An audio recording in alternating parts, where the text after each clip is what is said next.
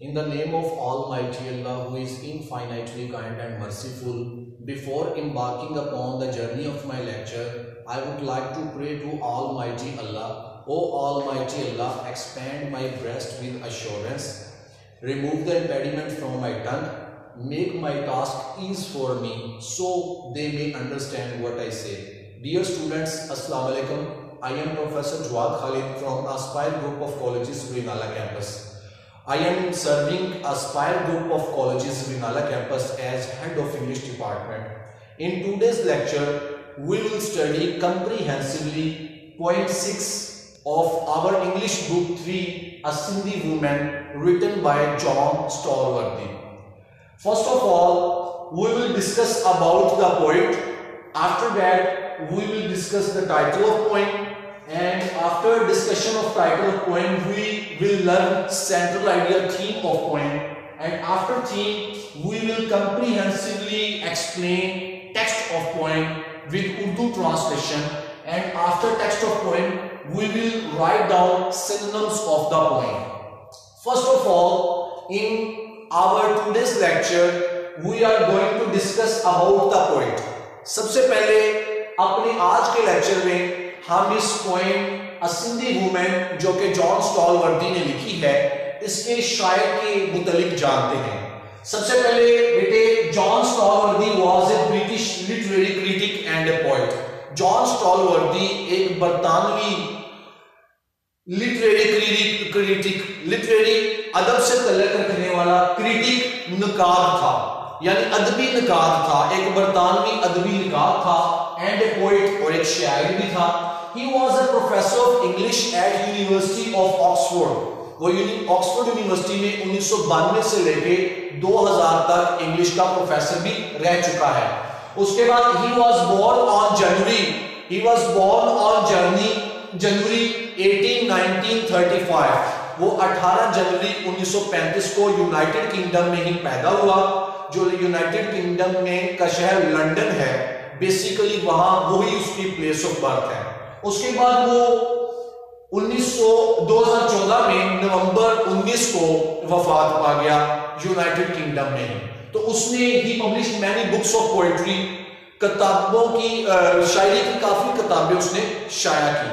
तो सबसे पहले हमें कोई भी पॉइंट लर्न करने के लिए उसके पोएट का थोड़ा सा बैकग्राउंड पता होना चाहिए। About the personality of poet, we should know about the personality of poet. हम शायर की शख्सियत के मुतालिक जरूर जानते हो, उसकी डेट ऑफ बर्थ क्या है, उसकी डेट ऑफ डेथ क्या है, उसके अलावा उसकी मेजर वर्क्स क्या है, उसके मेजर वर्क्स क्या है, वो भी हम बिल्कुल इसमें करेंगे इस हमारे लेक्चर में। उसके बाद अब हम चलते हैं पोएम के टाइटल की तरफ।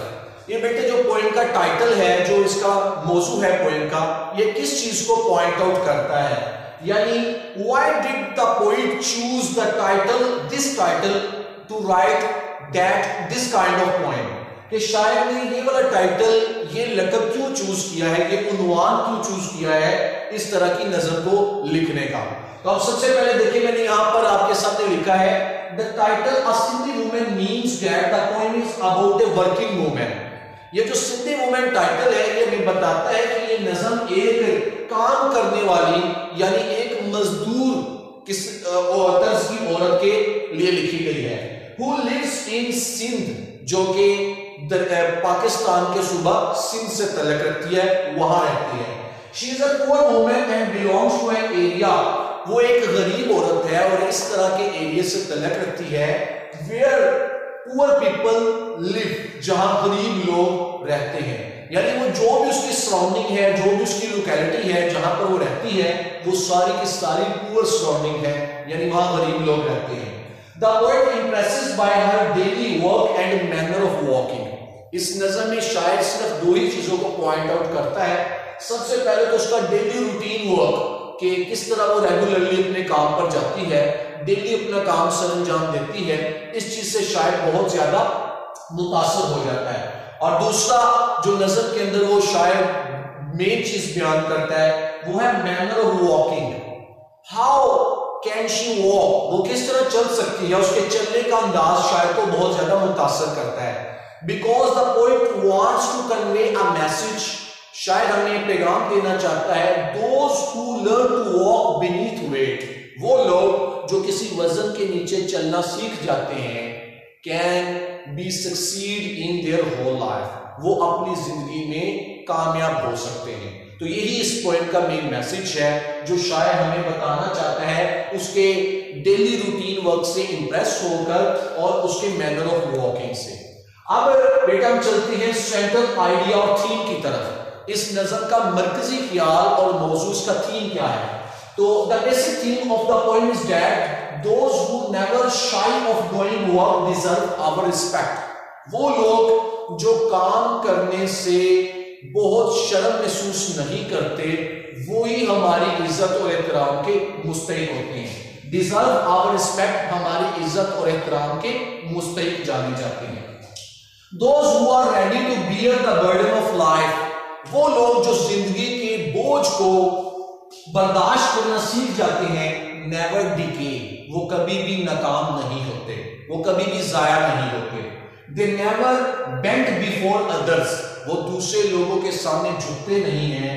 And lead an honorable life, और एक बावकार जिंदगी गुजारते हैं। इसी तरह on the other hand, दूसरी तरफ idle persons, नकम्मे शख्स, बेकार शख्स, remain fail to succeed throughout their life, अपनी पूरी जिंदगी कामयाब होने में बिल्कुल नाकाम रहते हैं।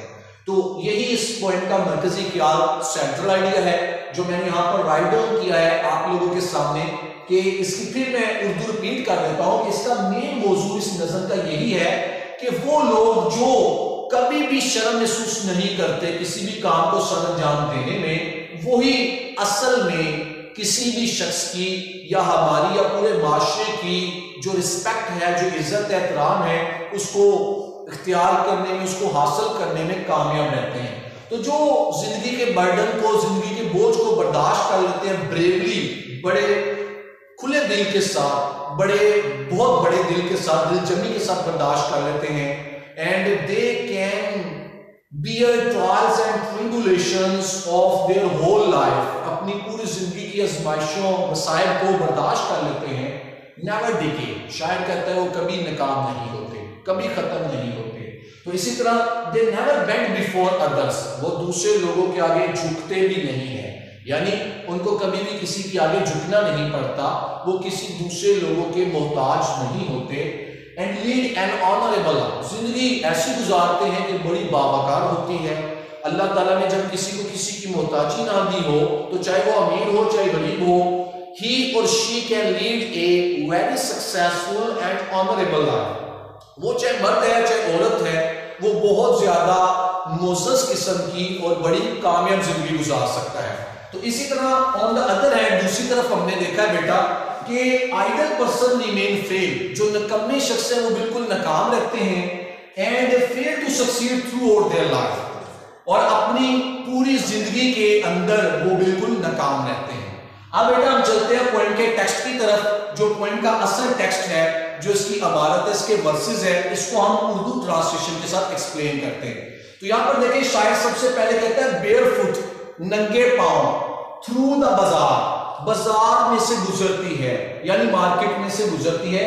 शायर के कहने का मकसद है बेयर फुट, नंगे पांव, ठीक है, थ्रू द बाजार, बाजार में से गुजरती है, and with the same undulant grace, और उसी लहलहाती हुई रवानी के साथ, अनड्यूलेंट लहलहाती हुई, लहराती हुई, वेव लाइक जिसे हम कहते हैं, और ग्रेस से मुराद है बिल्कुल रवानी के साथ, बिल्कुल कंटिन्यूसिटी के साथ। और साथ ही कहते हैं as cloth blown back from her face, जैसे ही उसके चेहरे से कपड़ा साइड पर हटता है, यानी उस औरत ने दुपट्टा ओढ़ा हुआ है और सर के ऊपर एक मर्तबान जो कि पत्थर का बना हुआ है पानी को लाने के लिए, वो कैरी किया हुआ है। तो शायद कहते हैं कि बिल्कुल जैसे ही वो बाजार में जाती है, बेयर फुट, बिल्कुल नंगे पांव है। और ये आपने देखना है कि जो फुट है यहाँ पर सिंगुलर है, इसके प्लूरल बनेगा फीट, ज्यादा पांव, उसके सिर्फ पांव का जिक्र करता है कि नंगे पांव थ्रू द बाजार, बाजार में से गुजरती है, and with the same undulant grace, और बिल्कुल रवानी के साथ लहलहाते हुए जाती है। As cloth blown back from her face, जैसे ही उसके चेहरे से कपड़ा पीछे को उड़ता है। She glides with the stone jar, वो पत्थर के मर्तबान को सर पर उठाए हुए बिल्कुल हमवार चलती है। ग्लाइड्स कहते हैं बिल्कुल सीधा चलती है, बिल्कुल हमवार चलती है। उसके बाद हाई ऑन हर हेड, जो कि उसके सर के ऊपर बुलंद है। And no ripple in her tread, और उसकी चाल में किसी किस्म की डगमगाहट नहीं है। यानी शी ग्लाइड्स, वो बिल्कुल हमवार चलती है, बिल्कुल सीधा चलती है। ठीक है, बिल्कुल ऐसे ग्लाइड करती है, सीधा चलती है। ठीक है, विद स्टोन जार, सर के ऊपर पत्थर का मर्तबान उठाए हुए, घड़ा उठाए हुए। हाई ऑन हर हेड, जो कि उसके सर के ऊपर बुलंद है। And no ripple in her tread, और उसकी चाल में किसी किस्म की डगमगाहट नहीं है, यानी ऐसे लड़खड़ाती नहीं है। शायद कहना चाह रहे बिल्कुल सीधा चल रही है, सीधी जा रही है। अब हम चलते हैं सेकंड स्टैंजे की तरफ। सेकंड स्टैंजे में कहता है वॉचिंग हर क्रॉस, उसे देख रहा हूं अबूर करते हुए। इरेक्ट, टूटी फूटी अशिया को, स्टोन्स, पत्थरों को, गार्बेज, गंदगी को, एक्सक्रीमेंट, फुजले को, एंड क्रम्स ऑफ ग्लास, शीशे के छोटे छोटे टुकड़ों को। यहां देखिए, स्टोन से मुराद पत्थर, गार्बेज से मुराद कूड़ा करकट जिसको हम रबिश कहते हैं, एक्सक्रीमेंट डंग हिल को कहते हैं। डंग हिल बेटा उसे कहा जाता है जो कि कचरा होता है, बाकियात होती हैं जानवरों की या इंसानों की गली सड़ी हुई बाकियात, उन्हें एक्सक्रीमेंट कहा जाता है। एंड क्रम्स, क्रम्स टुकड़े, पीसेस, बिट्स इन्हें कहा जाता है। ऑफ ग्लास, शीशे के। In the Karachi slums, Karachi की कच्ची आबादियों में। स्लम्स से मुराद है, इनको हम कहेंगे कि ये वो इलाके हैं जो कि अच्छी तरह से वेल एस्टैब्लिश्ड नहीं है, जो बिल्कुल पक्के नहीं बने हुए, ब्रिक्स के साथ नहीं बने हुए, यानी इनको हम डर्टी डैवलिंग्स भी कह सकते हैं, यानी कि बिल्कुल खराब किस्म की रहायशी जगह, गरीब कच्ची आबादियां। तो कहता है आई, शायद कहता है मैं, विद माई स्टू, अपनी झुकी हुई हालत में। यहां पर शायद क्या कह रहा है, he wants to pay a tribute to working woman। यहां पर बेसिकली शायद उस काम करने वाली औरत को खराजे तस्लीम पेश करना चाह रहा है, इसलिए कह रहा है, कहता है आई विद माई स्टू, मैं अपनी झुकी हुई हालत में रिफ्लेक्ट, गौर फिक्र करता हूं, देखता हूं। दे स्टैंड मोस्ट स्ट्रेट, वो लोग बिल्कुल सीधे खड़े होते हैं। who learn to walk beneath the weight, जो किसी वजन के नीचे चलना सीख जाते हैं। यानी यहां पर he wants to pay a tribute to working woman, वो एक काम करने वाली औरत को खराजे तहसीन पेश करना चाहता है। कहता है आई विद माई स्टू, मैं झुकी हुई हालत में रिफ्लेक्ट, गौर फिक्र करता हूं, सोचता हूं। क्या कहता हूं, दे स्टैंड मोस्ट स्ट्रेट, वो लोग बिल्कुल सीधे खड़े रहते हैं। who learn to walk beneath a weight, जो किसी भी वजन के नीचे चलना सीख जाते हैं। तो बेटा ये हमारी पॉइंट की टेक्सचुअल स्टडी थी। हमने पहले स्टैंजे को एक्सप्लेन किया, फिर सेकंड स्टैंजे को एक्सप्लेन किया। ठीक है, अब हम चलते हैं इसकी तरफ, अपने सिनोनिम्स की तरफ।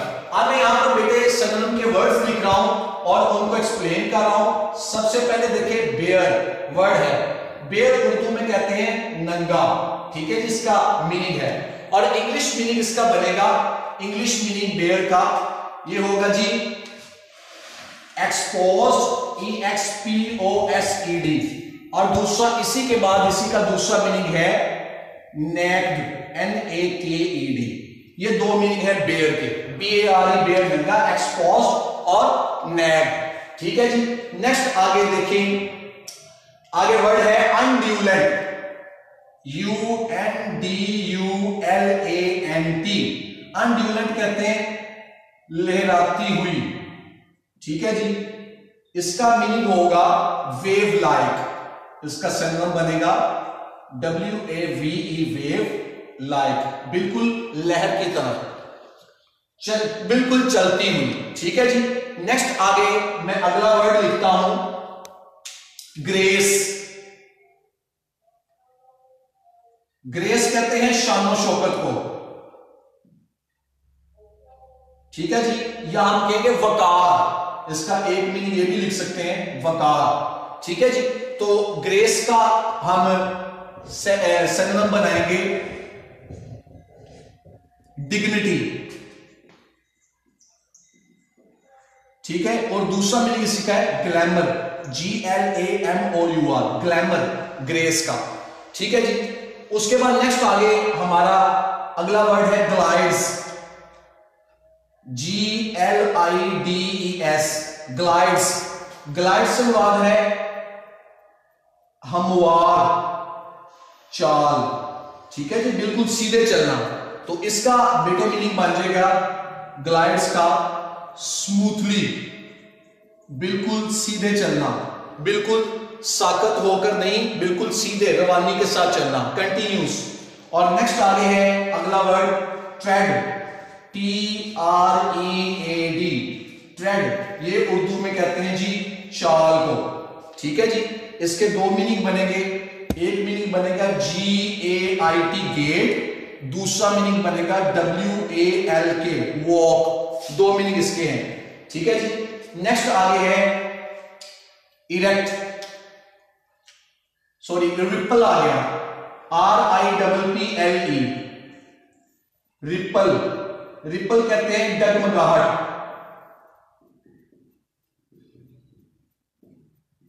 डगमगाहट को कहते हैं, ठीक है जी, फिसलना।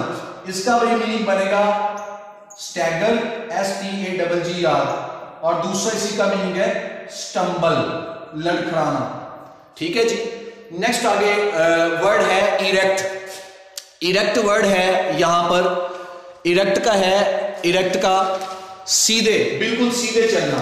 ये देखें यहां पर वर्ड है ERECT, इरेक्ट, सेकंड स्टैंजे में सीधे चलना। इसका मीनिंग है बिल्कुल